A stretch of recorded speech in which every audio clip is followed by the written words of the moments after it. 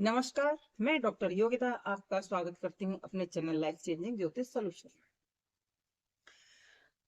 गज केसरी योग का निर्माण हमारी लग्न पत्रिका में बृहस्पति और चंद्रमा की युति से होता है।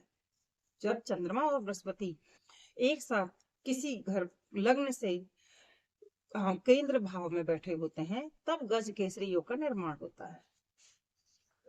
यदि चंद्रमा और बृहस्पति एक दूसरे को देखें तो भी गज केसरी योग का निर्माण होता है।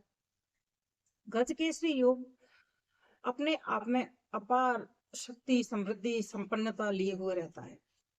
अब कभी कभी देखा जाता है कि लग्न पत्रिका में गज केसरी योग का निर्माण है, बहुत अच्छा, परंतु फलीभूत नहीं है।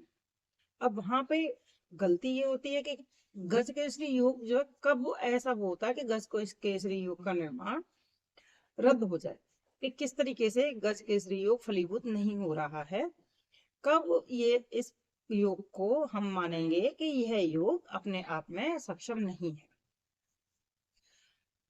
तो यदि चंद्रमा अष्टम भाव में बैठा हो और अष्टम भाव, छठा भाव और द्वादश भाव, यह ऐसे हाउस हैं, ऐसे घर हैं जहां पर के शुभ फल हमें प्राप्त नहीं होते।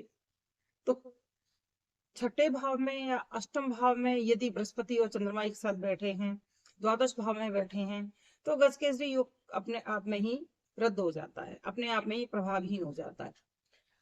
और कब होता है?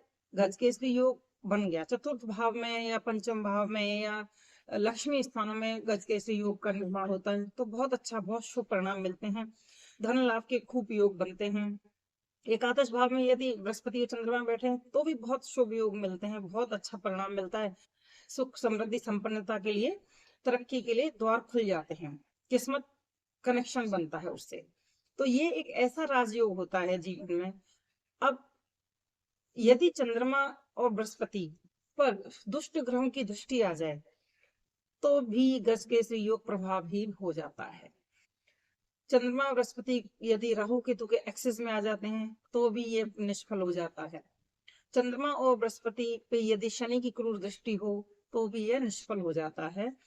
तो यह होता है गज केसरी महायोग, जिसमें हमने जाना कि कब यह प्रभावहीन होता है, कब यह अपने किस्मत के दरवाजे इंसान के खोल देता है और ऊंचाइयों पे, तरक्की पे, बुलंदियों पे पहुंचाता है।